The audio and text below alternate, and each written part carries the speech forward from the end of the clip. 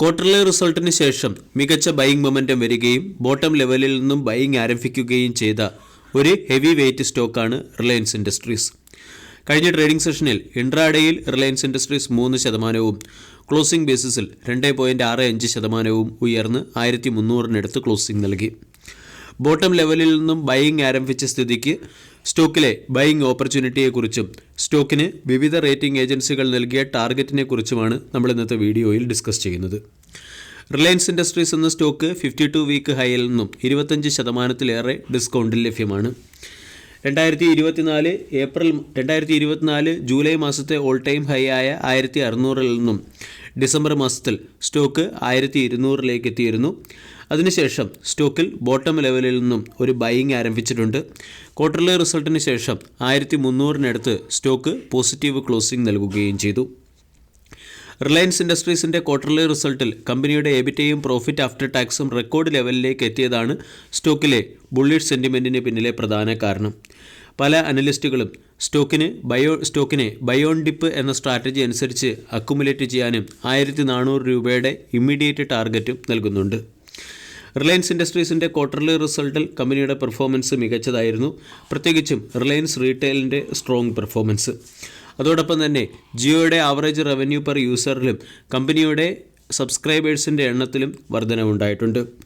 Oil to chemical സെക്ടറിൻ്റെ performance മോശമായിരുന്നെങ്കിലും മറ്റുള്ള ഒട്ടുമിക്ക സെക്ടറുകളുടെയും performance decent ആയത് കമ്പനിയെ record profit after tax report ചെയ്യുന്നതിൽ സഹായിക്കുകയും ചെയ്തു.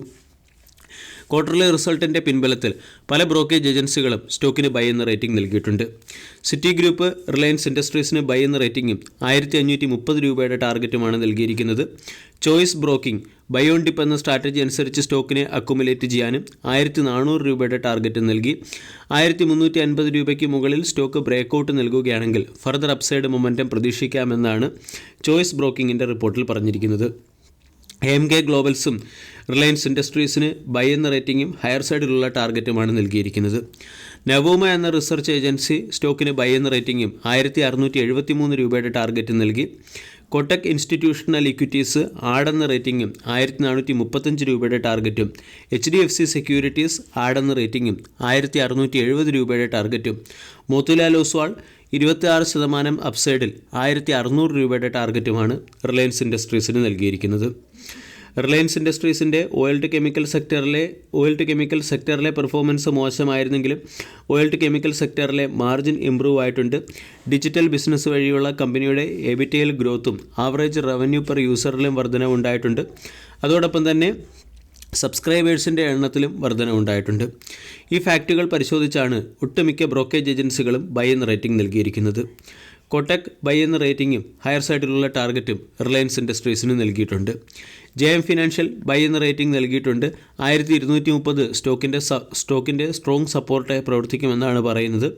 കൂടാതെ വരും സമയങ്ങളിൽ ക്യാപിറ്റൽ എക്സ്പെൻഡിച്ചർ സ്പെൻഡിംഗ് മോഡറേറ്റ് ലെവലിലേക്ക് മാറുന്നതോടുകൂടി റിലയൻസിന് മുകളിലുള്ള കടബാധ്യതയിലും ഇടിവ് വരുമെന്ന് JM ഫിനാൻഷ്യൽ പ്രത്യാശ പ്രകടിപ്പിക്കുകയും ചെയ്തു.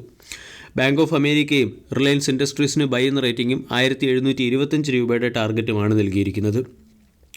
മോത്തിലാൽ ഓസ്വാൾ ഉൾപ്പെടെയുള്ള ഡൊമസ്റ്റിക് ബ്രോക്കേജ് ഏജൻസികൾ ബൈ എന്ന റേറ്റിംഗ് നൽകി കഴിഞ്ഞു. CLSA സ്റ്റോക്കിന് 1650 രൂപയുടെ ടാർഗറ്റും ഓവർ വെയ്റ്റ് എന്ന റേറ്റിംഗുമാണ് നൽകിയിരിക്കുന്നത്.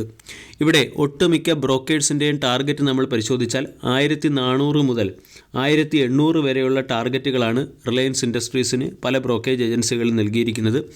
എല്ലാ ബ്രോക്കേജ് ഏജൻസികളും സ്റ്റോക്കിൽ ബുള്ളിഷുമാണ്. റിലയൻസ് ഇൻഡസ്ട്രീസിൻ്റെ ചാർട്ട് നമ്മൾ പരിശോധിച്ചാൽ 1200-നടുത്ത് ഒരു സപ്പോർട്ട് ഫോം ചെയ്തതുകൊണ്ട് സ്റ്റോക്ക് ഹയർ സൈഡിലേക്ക് നീങ്ങുകയാണ്. 1300-നടുത്ത് ട്രേഡ് ചെയ്യുന്നു. കഴിഞ്ഞ ദിവസത്തെ ഇൻട്രാഡേ ഹൈ ആയ 1325 എന്ന ലെവലിനെ വരും ദിവസങ്ങളിൽ സ്റ്റോക്ക് ബ്രേക്ക് ചെയ്യുകയാണെങ്കിൽ 1400, അതിനുശേഷം 1530 തുടങ്ങിയ ലെവലുകളിലേക്ക് സ്റ്റോക്ക് ഉയരാനുള്ള സാധ്യത കൂടുതലാണ്. സ്റ്റോക്കിൻ്റെ ഇമ്മീഡിയറ്റ് സപ്പോർട്ട് 1255-ഉം സ്റ്റോക്കിൻ്റെ സ്ട്രോങ് സപ്പോർട്ട് 1200-മായി പ്രവർത്തിക്കുകയും ചെയ്യും. വീഡിയോ എല്ലാവർക്കും ഇഷ്ടമായി എന്ന് വിശ്വസിക്കുന്നു. Thank you.